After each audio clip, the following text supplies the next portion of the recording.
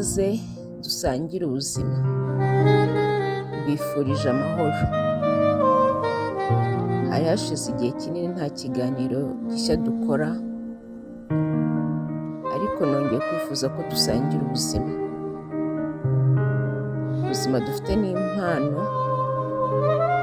nubwo tutiga amasomo amwe, ariko mu kuba amagirirane dusangira amasomo y'ubuzima, bityo bigatuma turushaho kwegerana.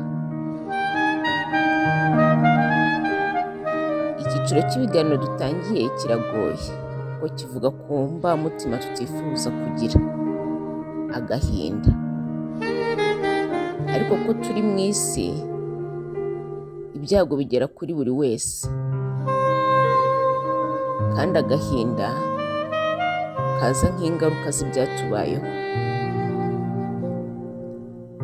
Tuzaganira rero mu kunyura mu gahinda gakabije ndetse n'uburyo wakira. Nifashishije indimi z'amahanga ni grief and healing.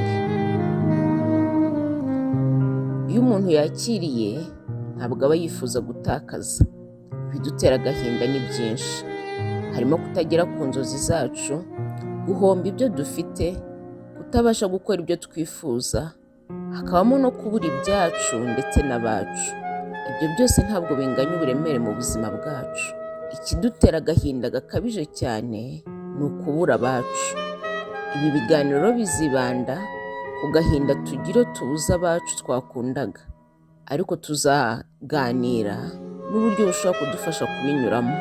Abahanga mu by'ubuzima bwo mu mutwe, mental health, bavuga ko nta buryo buboneye wafasha abantu gukira agahinda, ko abantu turatandukanye ndetse n'isano dufitanye n'uwo twatakaje ibigiramo uruhare, yemwe n'uburyo twamubuzemo. Hari igihe aba ari impanuka, uburwayi, yishwe cyangwa se yaburiwe irengero.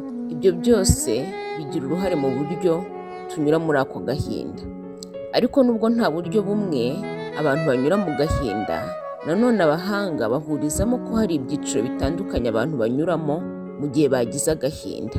Izo ntambwe nubwo zidakurikirana, ariko zifasha kumva aho umuntu ashobora kunyura.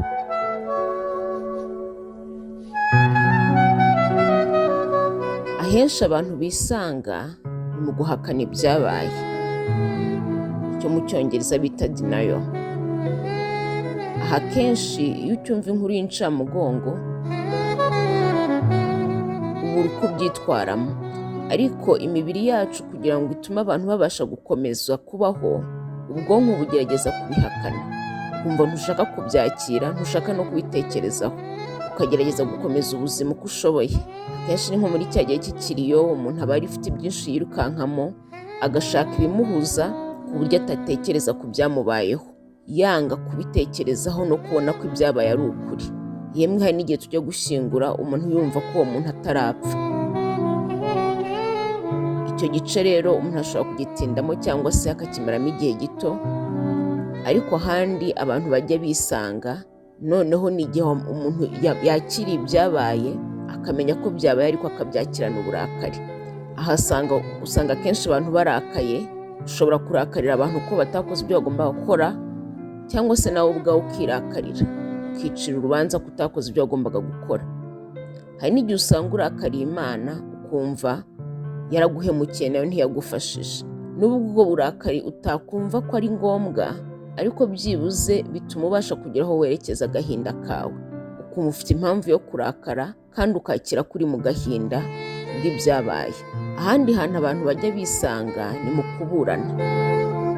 Aho umuntu aba atangiye kubona kuko ibyamubayeho bikomeye, noneho agasubiza amaso inyuma, ariko yifuza ko byahinduka. Urugero, ukumva umwana wawe azutse, hari uburyo wakwitwara ngo atazongera gupfa. Ukifuza ko ibyabaye byaba nk'inzozi, uburyo ubyuka ugasanga ubuzima bumeze nk'uko bwari bumeze mbere y'uko ubura abawe.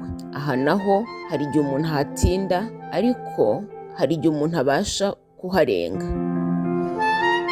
Ikindi cyiciro abantu bisangamo ni igihe ibyo byose umaze kubona ko byabaye, ariko bigatuma utakaza icyanga cy'ubuzima. Umva nta mpamvu ufite yo kubaho, yemwe wabyuka ukumva nta n'icyo wifuza gukora, nta kikunezeza, nta n'ikindi kikubabaza kurushaho, ubuzima nta cyanga bufite. Indi ntambwe ijya ibaho rero ni ukwakira ibyabaye. Kubyakira ntibivuga kubyibagirwa cyangwa ngo bitakaze uburemere, ahubwo uba utangiye kwakira ko ntacyo wabikoraho, bityo ukiga kubana nabyo. Akenshi aho ngaho niho urugendo rwo gukira ruba ruri gutangira. Nk'uko twabivuze, ntabwo abantu bose banyura muri ibi byiciro mu buryo bumwe. Nta nubwo bavuga ngo umuntu ahera kuri iki agakurikizaho iki. Umuntu ashobora kugenda ahera ku byatangiye akongera agasubira inyuma, biterwa n'uko umuntu ateye ndetse n'uko ibyabaye byamuhungabanyije. Ariko kumenya ko ibi byiciro bibaho kandi ko twese tunyura mu rugendo, bituma byibuze umuntu yumva atari wenyine. Muri ibi biganiro rero tuzumva ubuhamya bw'uko abantu batandukanye bagiye banyura muri ibi bihe, ibyababayeho, kandi tuzagenda duhana inama. Bishobora kutugirira umumaro mu buryo butandukanye. Kubura abacu akenshi ntacyo twabihinduraho, ariko kubasha kubinyuraho bituma tubasha gukomeza kubaho, ko ubuzima bwacu buba bugihari kandi ari impano dukwiriye kwitaho. Ndakurarikira kuzakurikira ibiganiro. Gubwa neza, dusangire ubuzima.